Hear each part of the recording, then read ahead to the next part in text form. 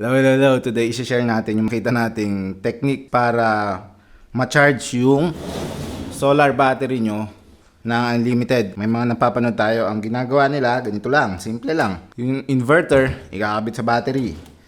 Tapos, magsasaksak ka ng charger sa inverter mo para i-charge mo yung battery mo. Tignan natin kung gagana. I-wire lang natin yung inverter natin. So, hindi mo na kailangan ng solar panels para i-charge yung battery mo. Kasi, yung inverter mo na ang mag-charge sa batteries mo. Try natin. Yan, gumagana na. 13 volts yung battery natin. 13.1 dito. Wala namang fault. Charge na natin yung battery natin. Saksak natin dito. Yan, nag-turn on na yung charger natin. Positive to positive. Negative to negative.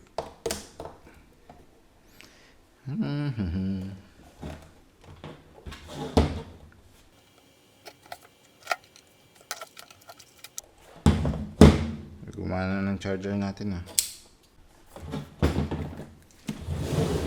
Mukhang magiging repair video yung gagawin natin. Ayaw gumana ng charger natin. Silipin lang natin kung bakit. Baka mag-corrode lang yung i-verify ko lang kung gumagana tong clamp. Wala.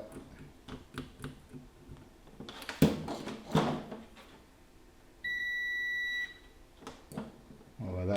Itong negative. So, yung positive ang sila.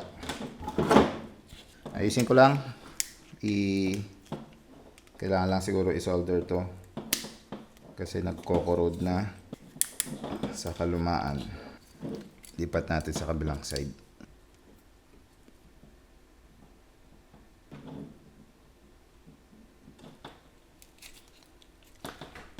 Yan, so i-solder lang natin. Okay na.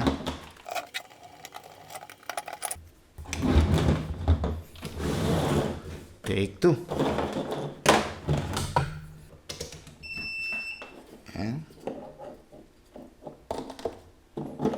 Positive.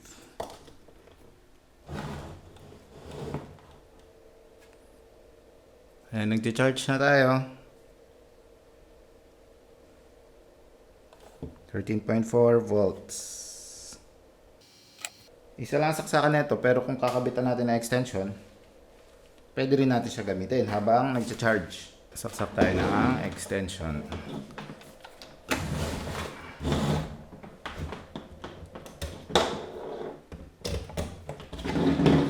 Yan. So, ito na yung extension natin. Nagcha-charge tayo ng mga radio dito. Saksak natin yung charger natin. Galin natin. Ayan.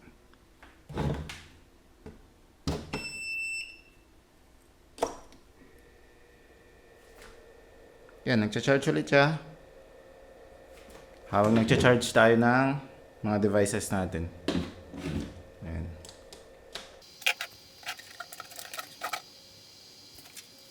Tatanungin nyo kung nagcha-charge ba talaga yan. Baka sasabihin nyo, baka hindi naman talaga nagcha-charge. Ito, check natin yung pumapasok. 2 amps kasi nag-start pa lang. Mamaya tataas yan hanggang 12 amps ang kaya nito. Battery percentage natin, 64. Balikan natin mamaya kung tataas ba yan. Ayan, naging 69% na. So, gumagana siya. Ayan o, hindi yan nakakabit sa iba.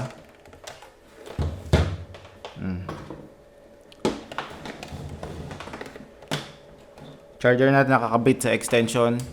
Yung extension nakakabit sa inverter. Habang may nakakabit pa tayong ibang load, yung inverter natin nakakabit sa battery. Ayan, naging 69% na. So,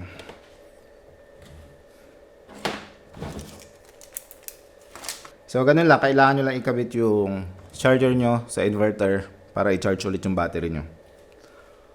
Ang galing!